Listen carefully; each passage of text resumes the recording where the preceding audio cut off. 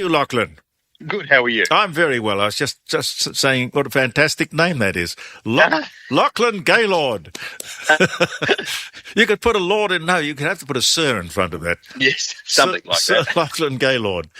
I didn't know that there was a Rats of Tobruk Association. Yes, yeah. It really is quite interesting that we've been there for 80 years next year. Now, you sound very young. You couldn't have been there for 80 years. No, I'm only 23, but I've done the role of secretary for the last 2 years. Now, why is that? What brought you to? What attracted you to the association? When I was still at high school, I made friends with one of the Rats of Tobruk, and we sort of became very close, and he gave me a list of rats that they had living. Yes. And said, can you track them down? And that's exactly what I did, and found them. We got them together, and then I was invited onto the committee when I turned 18, and I did 2 years on the committee, and then the secretary was retiring, and there was no willing volunteers. Oh, Lord. Okay, I think you'd find it very interesting. I would find it very interesting, but then again, I like war history in general. Tell me, where is Tobruk? Is that Libya? That's right. That's in Libya. So it's right there in the Mediterranean, there on Libya. And the importance of Tobruk really was the deep sea harbour that it possessed. And that was the pivotal moment to Tobruk, was controlling that harbour. You could control the Middle East. If you controlled the Middle East, you'd won the North Africa campaign, and then you could stage an invasion up through the bottom end of Europe. Well, they had some formidable opposition, the Australians. They certainly did. Yeah, I mean, Rommel was an absolute legend. His Afrika Korps, and he himself was a remarkable military man. Well, the thing about it is that not a lot of people understand that the Rats of Tobruk, really had an immense respect for Rommel and the Afrika Korps. And a lot of people conflate the Afrika Korps with being Nazis, and of course they weren't. They weren't Nazis. I mean, there might have been isolated instances of members of them being members of the Nazi Party, but they were simply highly skilled and trained soldiers of the German army there in North Africa. And Rommel was absolutely appalled by Hitler's tactics. And they really did respect the Afrika Korps and Rommel so very much. I mean, in our hall, Tobruk House in Melbourne here, there is a portrait of Rommel up on the wall. Rommel was one of those generals, or one of those involved in the, what was it called, the Night of the Long Knives, where they got together and tried to assassinate Hitler? Exactly. And then he was told, in no uncertain terms, well, you can either take this pill or we'll execute you and, humiliate you. So we know which one he took. Yeah, in those days, with the officer corps, they would hand you a revolver and say, that office over there is free. Yes. And you were expected to go in there and do away with yourself. It's a very strange sort of... Very strange times. Yes, I don't think they do it quite like that anymore. No. Yeah, but were the Germans there because of colonial days, or was that part of their war effort? Well, see, Tobruk is one of those funny places where anybody through history had been there. Yeah. I mean, even the Turks were there. The funny thing about it is that when you look back prior to the First World War, the Turks actually took over Tobruk and invaded. And Ataturk, the famous, who was there at Gallipoli and everything like that, he was one of the young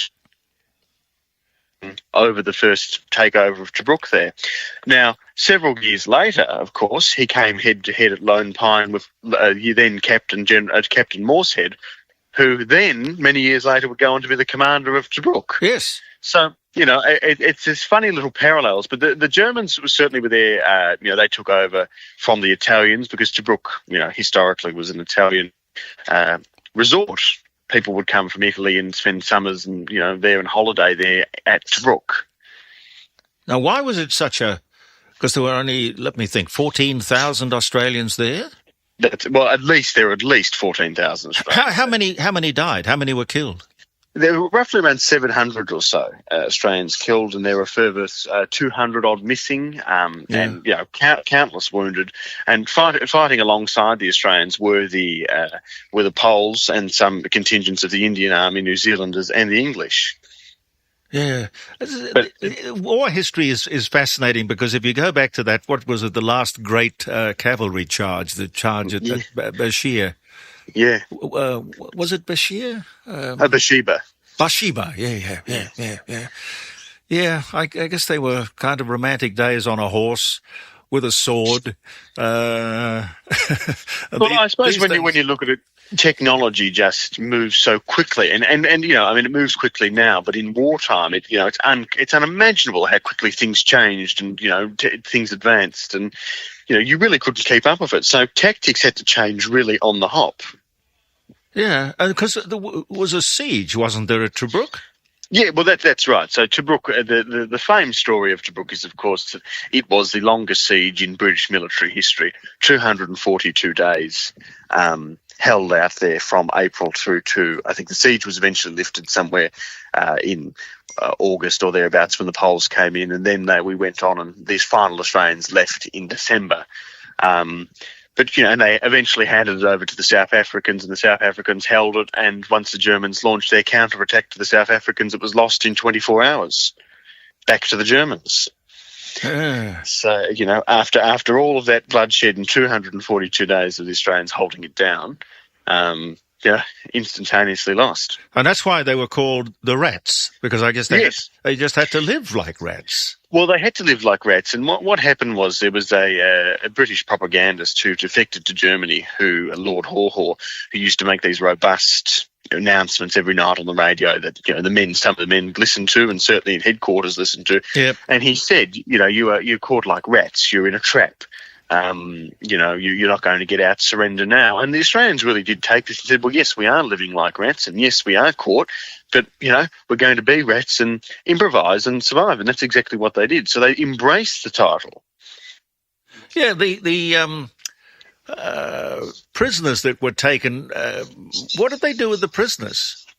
Well, it's funny because a lot of prisoners taken in Tobruk were then shipped up through to Italy, and a lot of them ended up in actually mainland Germany themselves.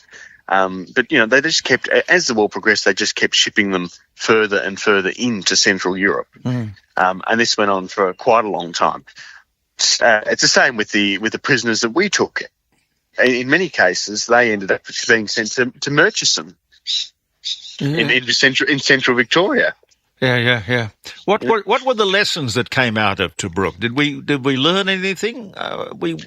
We tend why is it we tend to celebrate our defeats more than our victories for some strange reason? Well, it's funny because Tobruk is probably one of the few military engagements or battles that was a success. Our part in the siege, and the siege itself was successful.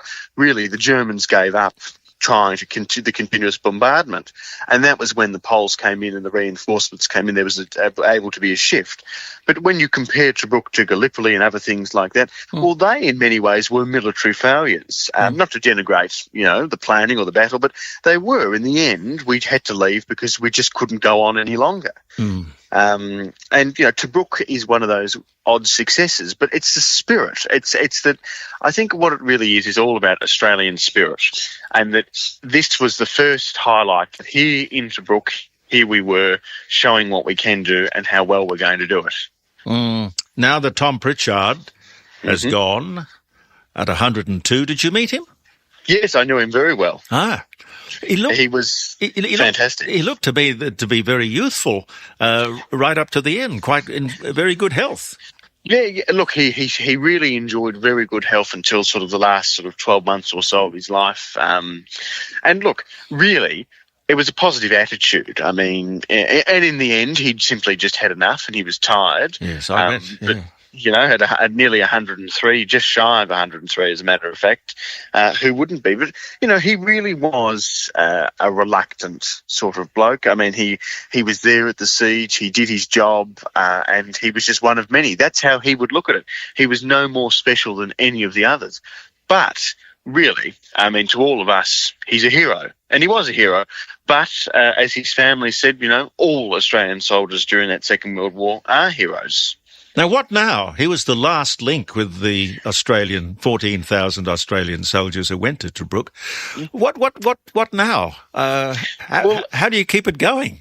It's a very difficult question. I mean, our association, as I said, will celebrate 80 years next year, and we've got nearly 700 members, that are part of us. But it really is to look forward to the future and to educate. It's education that will be the key to the survival. I mean, the word Tobruk should be up there alongside Kokoda and Gallipoli, yes. And all of those pivotal batters, all the way from Gallipoli, all the way through to Afghanistan and things like that.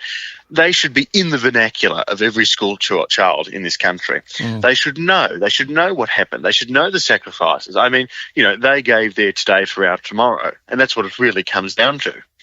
Yeah, but we've got a funny school setup. We don't seem to want to say to our kids, listen, this is a great country.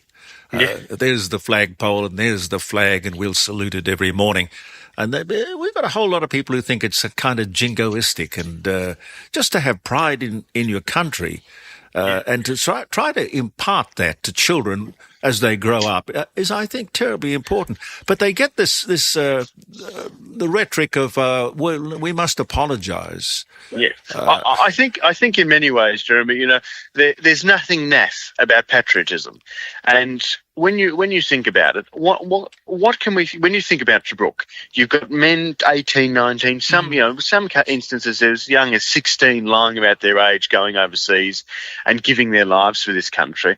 That's something to make it worthwhile, don't you think? Absolutely. You think students should be looking at that and thinking, well, this was a time when people loved this country so much. Yep. That they would fight for the freedoms. And look, in many cases, those soldiers in Tobruk, it may not have been driven by patriotism or king and country or anything else other than a good, steady job. But they all believed they were doing the right thing. And I think that goes to the core of Australian spirit that probably is not lost, but we just don't have the opportunity to see it in action. No. Well, you're a very, very smart young man. Thank you. Is this a full-time job for you, or are you studying or doing something else? No, I'm studying, but I mean, it's more of a hobby and an interest. It's a passion, is what it is. It really is a passion. And I've been very fortunate in my 5 or so years of involvement that, I suppose I'm not interested in the Napoleonic Wars where there's nobody left. I've had the physical connection with these Tobruk rats for 5 or so years and been able to hear directly from them and form friendships with them. Oh, wonderful. Wonderful. So I've been very fortunate. What happened to General Morshead? Did he make it through or not? Yes, he made it through, and he went all the way back, came back to Australia, went on to New Guinea, and then he ended up finishing up from the army. I think he might have finished as a Major General, and he served on a variety of boards and things, and was very pivotal in Australianism. And ultimately, I believe he died in 1958. Oh, that's good. Well, not good that he died, but it's good that he had such a long and celebrated life. Yeah, exactly. Wonderful to talk to you, Lauchlan. Good luck in all you do. Much. Good luck in all you do. Thank you. Thank you. Bye. Bye. And what a bright, clever, nice, articulate young man. Lauchlan Gaylord from the Rats of Tobruk Association.